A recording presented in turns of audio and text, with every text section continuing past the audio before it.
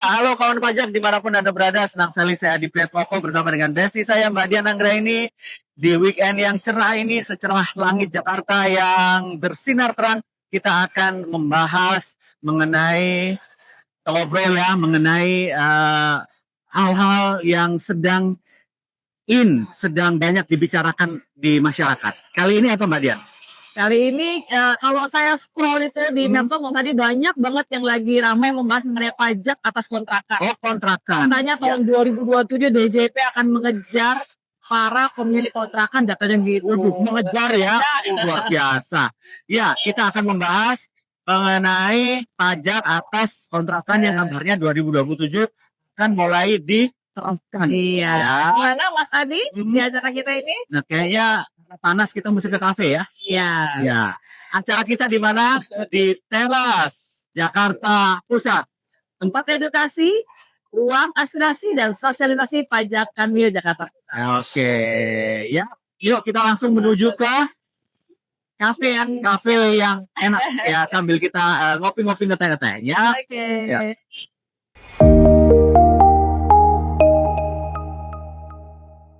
Kemudian kita membahas kontrakan ya ini ya. Kayaknya banyak sekali yang punya kontrakan nih di seluruh Indonesia. Iya, Iya. termasuk Mas Adi kan? Kontrakannya dari mana aja? Alhamdulillahirabbil alamin, doa yang Amin. baik untuk saya ya. Semoga kontrakan saya banyak. Amin. Jangan lupa pajaknya. Nah, Oh. itu dia. Katanya 2027 mau kena pajak tuh. Bener nggak sih? Nah, itu ya. Rame banget ya. Ada yang ngomong katanya nanti 2027 hati-hati nih para pemilik kontrakan. Nah, sebenarnya Mas Adi, kalau berbicara pajak atas kontrakan itu bukan hal baru, karena yang rame kan katanya ada pajak baru karena nanti 2027 gitu ya. Itu pajak atas kontrakan itu bukan pajak baru. Itu sejak tahun 2018 ya mulai berlakunya, yang diatur dalam peraturan pemerintah nomor 34 tahun 2017. Nah, itu di peraturan pemerintah itu diatur bahwa atas penghasilan dari sewa tanah dan atau bangunan itu dikenakan PPh final. Ingat nggak kalau PPh final itu pasal berapa? Pasal 4 ayat 2. Ya, itu ya. Undang-undang PPh. Betul. Nah, itu sudah sejak 2018. Jadi bukan pajak baru. Dan kalau kita berbicara pajak ini kan berarti pajak penghasilan ya.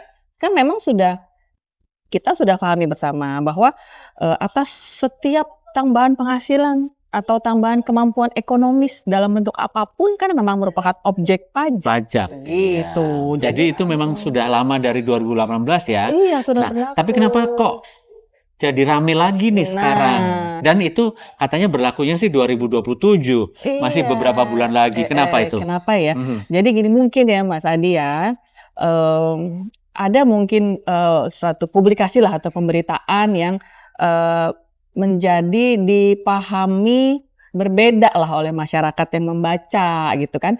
Kayak mungkin ada pejabat publik yang menyampaikan nih bahwa sekarang kan dengan Cortex ya. Cortex itu data-data semua sebenarnya dari sebelum Cortex juga lah, bahwa instansi lain itu terikat kewajiban untuk menyampaikan data ke Direktorat Jenderal Pajak. Data ILAP, Mas Adi pernah dengar ya? Ya. Instansi, lembaga, asosiasi atau pihak lainnya. Nah, itu harus menyampaikan data-data ke Direktorat Jenderal Pajak, data transaksi lah gitu. Termasuk di dalamnya ada misalnya BPN, Badan Pertanahan Nasional. Itu kan data-data misalnya Mas Adi punya banyak properti, itu kan ada di BPN semua ya. Nanti BPN akan mengirimkan datanya ke Direktorat Jenderal Pajak tanpa diminta. Itu memang sudah kewajiban antar instansi ya Mas Adi ya. Ada peraturan pemerintah di undang-undang juga di pasal 35 tuh diatur gitu bahwa memang DJP akan mendapatkan data lah. Instansi lain tuh wajib untuk menyampaikan data transaksi keuangan ke DJP. Bukan hanya keuangan ya, transaksi perdagangan dan sebagainya. Nanti misalnya Mas Adi dealer mobil itu juga menyampaikan. Nah, dengan ada kewajiban tadi bahwa instansi lain wajib menyampaikan data-data transaksi, kemudian disupport dengan Cortex yang kita udah sama-sama tahu kan ya, Cortex itu terintegrasi lah semua data-data dari pihak-pihak manapun itu juga semakin menjadi valid lah gitu data yang masuk, data perpajakan yang diolah oleh Direktorat Jenderal Pajak itu menjadi lebih valid. Nah, sehingga kan berarti hal ini akan mendukung, akan membantu tugas Direktorat Jenderal Pajak di dalam melakukan pengawasan, kan gitu. Jadi disampaikanlah ya ke publik bahwa nanti nih misalnya Mas Adi punya properti ada 5 gitu di BPN, ya kan nyampe nih ke DJP datanya. Nah kan Ada properti saya bukan 5, 10. 50. Oh, 10 aja. Ya ampun 50. Amin, amin, amin. Saya ikut mendoakan ya. Iya, iya, iya. Propertinya tapi bukan miniatur kan ya rumah. Iya. Ini miniatur ini. Nah, jadi misalnya tadi punya 10, kan nggak mungkin juga Mas Adin ditempatin semua propertinya. Misal Senin tinggal di sini, Selasa pindah kan enggak. Nah, jadi analogikannya kan ini yang tinggalin cuma 1 rumahnya, yang lainnya berarti mungkin dikontrakan. Ya, mungkin ya. Iya, Kan mungkin. belum tentu juga ada yang pengontrak juga kan. Betul. Ya, mungkin Nah, kosong berarti- bisa. ya. Nah, jika kemudian dikontrakin, kan ada apanya? Ada uang kontraknya dong. Penghasilan kan? Penghasilannya Nah, betul. penghasilannya dari dulu ya objek pajak. Cuma mungkin bedanya dengan sekarang ya tadi DJP bersama-sama ya instansi yang lain itu mungkin bisa mendapatkan data gitu yang lebih valid seperti itu. Tapi sebenarnya juga jangan diartikan ya, kita kalau Mas Adi baca ya, Direktur Pedo Humas juga sudah menyatakan bahwa nggak ada sih kegiatan spesifik gitu, program spesifik yang mau mengejar pemilik kontrakan di 2027, nggak ada. Ini cuma sesuatu hal yang sudah terjadi udah lama dan memang sangat logis bahwa setiap kita dapat penghasilan ya ada pajaknya gitu, dan pajaknya udah lama diatur. Iya, iya, iya, iya. Jadi ini sekali lagi bukan hal baru ya, bukan pajak baru yang seperti di media sosial itu rame ya, ada pajak baru 2027 diantaranya adalah pajak atas kontrakan. Jadi ini adalah pajak sewa sebenarnya ya, sewa properti yang sudah ada di tahun 2018. Betul, pengaturannya di Peraturan Pemerintah Nomor 34 tahun 2017. Oke, berarti sudah lama sekali sebenarnya ya. Iya. Jadi ini bukan hal baru. Betul. Nah, kemudian apakah semua kontrakan atau sewa itu dikenai pajak nih? Kita kembali ke 2018 berarti ya aturannya itu ya. Nah, apakah semua kontrakan itu dikenakan atau semua sewa ya, sewa? Kalau kontrakan tuh kan kesannya rumah gitu kan ya. Kalau kontrakan, kalau sewa kan bisa gedung, bisa properti lah pokoknya. Betul, gitu ya. betul. Iya. Jadi memang segala aktivitas yang sifatnya sewa menyewa tadi, baik dalam bentuk gedung kantor, apartemen, gitu ya, rumah susun, kemudian rumah kontrakan yang sifat transaksinya itu adalah perjanjiannya lah itu sewa, nah itu objek dari PPh final tadi, pasal 4 ayat 2 yang besarnya 10%. Semuanya. Tapi memang di PP 34 ada pasal pengecualian Mas Adi, bahwa di situ dikecualikan nih untuk pelayanan ini, jasa pelayanan kamar. Oh, jasa pelayanan kamar. Akomodasinya, mungkin bahasa gampangnya hotel. Penginapan. Betul, beserta Penginapan ya. Dan juga termasuk di situ dikecualikan termasuk kos-kosan. Jadi kos-kosan nggak masuk di dalam pengaturan pasal 4 ayat 2 yang 10% ini. Jadi ada yang dikecualikan ya, kontrak atau sewa ini apa aja tuh Mbak Dian yang dikecualikan? Ya, tadi yang pelayanan jasa pelayanan kamar beserta akomodasinya, atau tadi prakteknya adalah hotel, dan termasuk kos-kosan di situ disampaikan, karena memang Mas Adi kenapa kos-kosan dimensi khusus di pengaturan sebelumnya di peraturan pemerintah sebelum PP 34 itu kos-kosan memang masuk ke dalam 4 ayat 2 yang 10%. Tapi kemudian di PP 34 ini dikecualikan. Oh, dikecualikan ya. Oke, baik. Nah, kemudian kita minum dulu kayaknya ya. Oke. Ini masih utuh minuman saya. Ayo diminum, Mbak Dian. Minumnya apa tuh? Kopi apa? Cappuccino. Cappuccino. Oke, saya lemon tea saja. Tadi menarik nih kos-kosan. Apakah itu dikecualikan karena sudah kena pajak daerah mungkin ya? Gimana? Nah, ini nih Mas Adi yang perlu kita pahami dulu nih. Pajak daerah berarti apa namanya dulu? Kita dalam konteks kita sebelumnya PBJT. JT. Apa itu Ingat nggak PBJT? kepanjangannya? Apa itu? Pajak atas barang dan jasa tertentu. Oke. Itu kewenangannya Ya, Pemda. kewenangan Pemda, Nah, iya. memang di situ termasuk kayak kita pernah bahas kan Iya, kemarin iya, ada iya. pajak restoran, pajak hotel di situ. Termasuk juga memang kos-kosan itu adalah objek PBJT. Tapi kita jangan mix up nih Mas Adi. Kalau kita berbicara pajak atas kontrakan diatur dalam PP 34 berarti kita sedang membahas PPH. Sedangkan kalau PBJT itu yang menanggung siapa?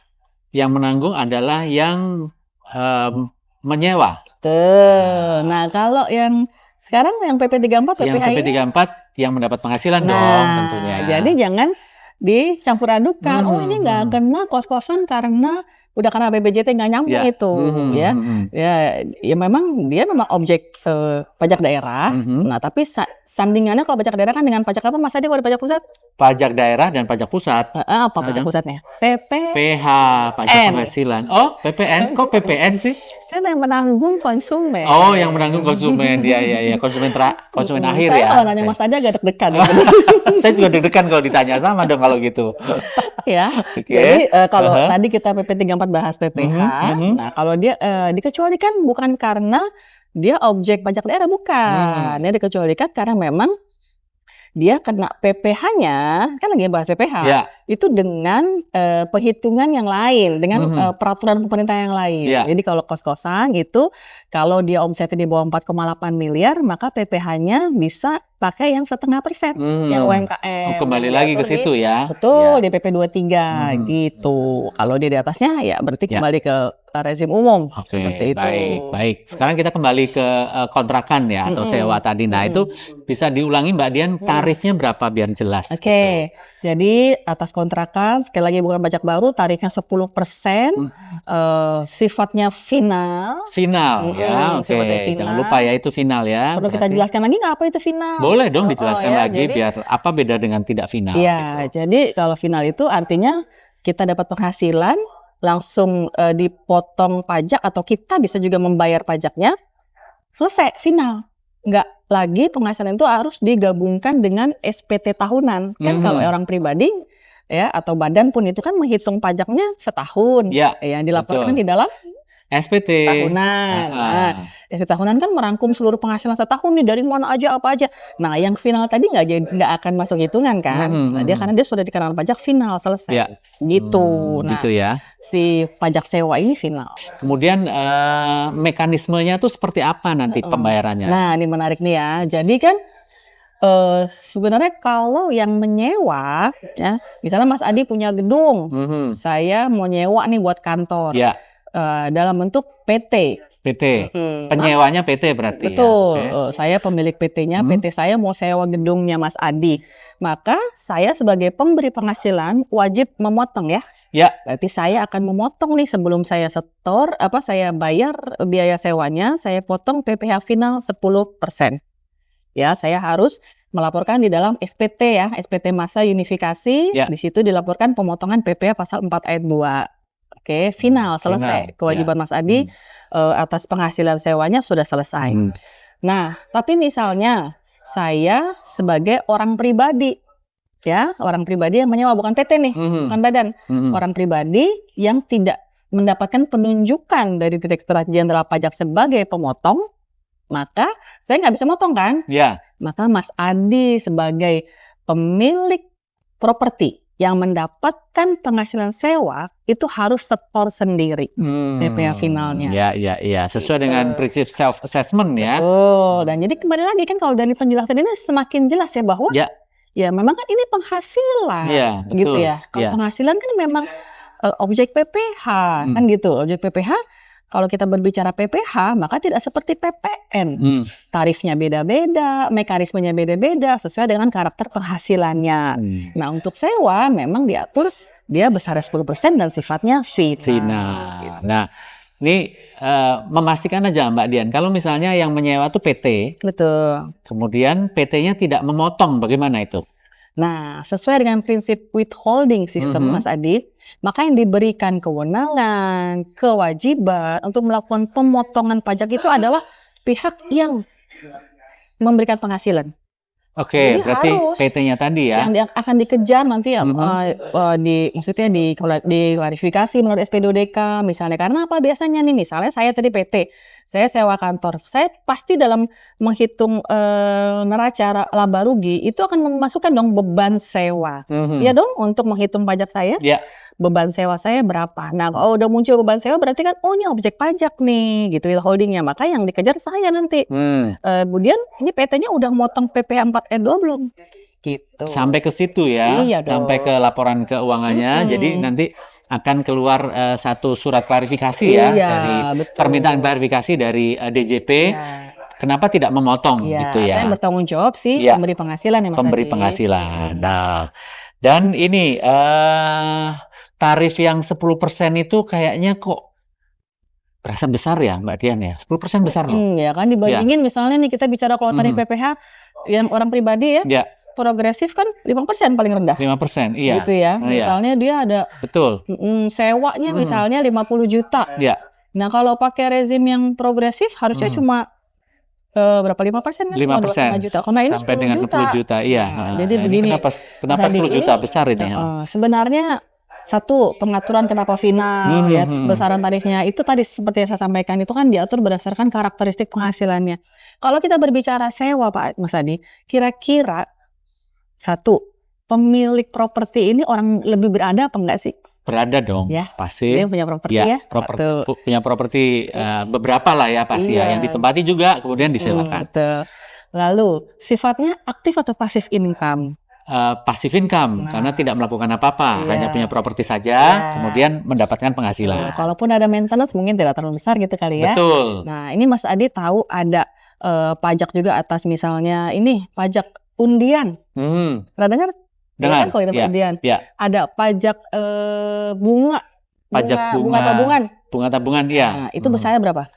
Kalau undian 25% kalau nggak Betul, salah. Betul. iya. Kalau pajak bunga itu 20%. 20%. Gede Oke. juga kan? Iya, besar juga. Karena apa? Tadi effortnya untuk mendapatkannya Mas Adi pasif ya. Ya. Nah, itu kan mirip-mirip ya. Iya, iya. Jadi dianggap ini berlaku internasional loh, bukan cuma di Indonesia. Oh, baik. Secara global, memang pengaturan untuk penghasilan yang sifatnya pasif gitu ya. Kemudian untuk prinsip keadilan itu dimiliki oleh orang-orang yang berpenghasilan lebih. Nah, maka berdasarkan tentu kajian yang panjang ya dan perbandingan dengan internasional juga ya ditetapkanlah 10% ini. Tapi kalau alasan filosofinya ya kira-kira seperti itu. Iya, iya, Kenapa kok iya. beda? Kenapa nggak 5%? Iya, kenapa nggak 5% atau 2,5% bahkan Iya, gitu ya. gitu Ternyata ya. itu adalah alasannya karena passive income ya.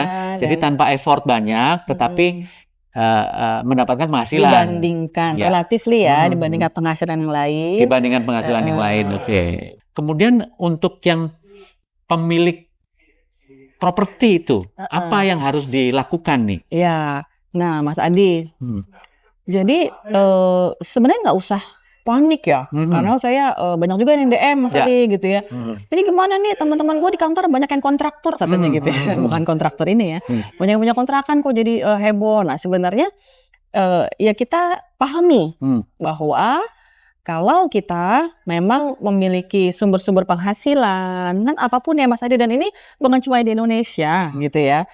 Kalau kita berbicara pajak penghasilan ya artinya setiap kita dapat penghasilan ya itu pasti menjadi objek pajak kecuali ada Ya. beberapa nanti ya penghasilan yang bukan objek pajak. Nah sepanjang dia memang menjadi objek pajak, nah itu artinya kita harus pahami apa nih apa namanya aspek perpajakan yang terkait sama penghasilan yang kita terima.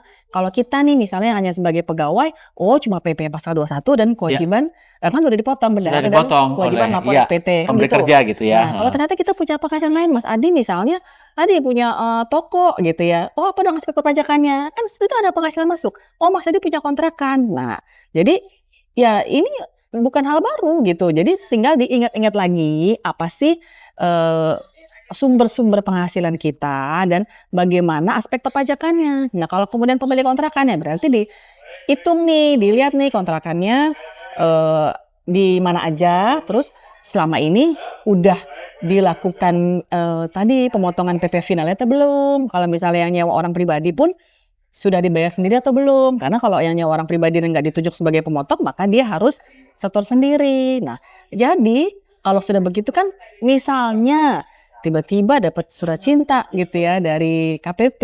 Kirain dari pacarnya, dari Itu sih KPP senang ya. ya. KPP emang suka mengirim surat cinta gitu ya. Iya, surat cinta. Karena itu kan, nah ini juga ya nanti mungkin kapan-kapan kita perlu bahas mengenai surat cinta ini, Mas Khusus Adi, itu ya. Mm-mm. Tapi dalam hal ini ya, misalnya pemilik kontrakan gitu ya, terus tadi dapat SP2DK, itu kan sifatnya hanya klarifikasi. Karena apa? Karena DJP dapat data-data tadi kan, terus diklarifikasi, Mas Adi ini kok ada tanah di sini, rumah di Menteng nih, disewakan, atau misalnya ada perusahaan yang membebankan biaya sewa. Gitu kan? Ya. Kan ketahuan berarti Mas Adi punya data properti ini. Nah, ini kok belum dibayar pajaknya. Nah, kalau kemudian dihitungkan pajaknya, diminta untuk disetor, berarti hal yang wajar nggak?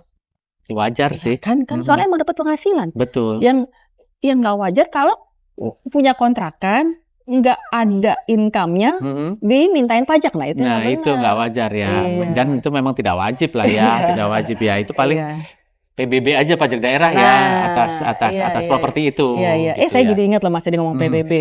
Jadi kan kalau tadi kan kita sudah bahas nih cara ngitungnya PPh final 10% dari jumlah bruto sewa. Ya. Ya, berapa yang sewa. Nah, itu bruto apa aja?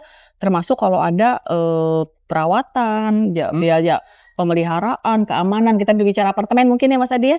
Nah, itu atau gedung-gedung kantor itu kan ada biaya pemeliharaannya, biaya keamanan, perawatan, dan servis lainnya, itu masuk di dalam jumlah brutonya. Nah, kalau kita berbicara bruto, berbicara final, maka misal ada biaya-biaya yang kita keluarkan sehubungan dengan penghasilan itu, misalnya tadi bayar PBB, atau bayar biaya yang lain, perawatan dan sebagainya, itu nggak bisa dikurangkan. Nggak sebagai pengurang dasar pengenaan pajak, karena dari brutonya tadi. Dari bruto ya, dan itu sekali lagi pajaknya adalah final. Betul. Ya. Jadi sudah beres. Iya. Begitu sudah dipotong, sudah beres ya. Oke, baik Mbak Dian, saya tertarik dengan Mbak Dian tadi menyampaikan kalau, dan juga tentunya banyak nih masyarakat yang punya properti tidak hanya di dalam negeri tapi di luar negeri. Ya. Nah, kalau tidak disewakan atau tidak dapat penghasilan nggak masalah gitu ya. Tapi kalau di sana juga disewakan, nah bagaimana tuh pajaknya? Nah, kembali lagi prinsipnya, sepanjang kita mendapatkan penghasilan dari mana saja, dari dalam negeri, luar negeri, dengan nama dan dalam bentuk apapun, ya baik apa namanya yang bisa dikonsumsi, pokoknya semuanya kan, pokoknya di pasal 4 itu definisinya luas sekali. Itu merupakan objek PPh. Nah, tinggal bagaimana penghitungannya, pengaturannya. Nah, kalau sudah lintas yurisdiksi Mas Adi, itu kan berarti kita berbicara hak pemajakan. Ada di WNI-nya atau ada di lokasi harta kan gitu ya. Nah, ini ada pengaturan namanya tax treaty ya Mas Adi ya. Supaya apa? Supaya menghindari pajak berganda. Jangan dikenain orangnya pajaknya, properti di sana juga kena, nah, itu kan yang dihindari ya. Nah, makanya tax treaty tergantung di negara mana itu propertinya berada, maka kita lihat tax treaty dengan negara tersebut. Tapi pada umumnya kalau kita berbicara properti, maka ada satu pasal khusus mengatur namanya immovable property. Immovable property. Nah, kalau immovable property itu hak pemajakannya biasanya memang ada di negara di mana properti itu berada. Jadi kalau berbicara tadi WNI, dia subjek pajak dalam negeri, misalnya WNI belum tentu subjek pajak dalam negeri ya. Ini contohnya dia subjek pajak dalam negeri. Nah, kalau berbicara subjek pajak dalam negeri, dia kewajibannya kan untuk penghasilan worldwide income. Oh, worldwide income. Jadi seluruh income yang dia dapat dari manapun seluruh dunia gitu ya. Itu mesti dilaporkan di SPT tahunan dia di Indonesia kan, karena dia subjek pajak dalam negeri. Nah, nanti dihitung dong pajaknya berdasarkan penghitungan pajak Undang-Undang Indonesia toh.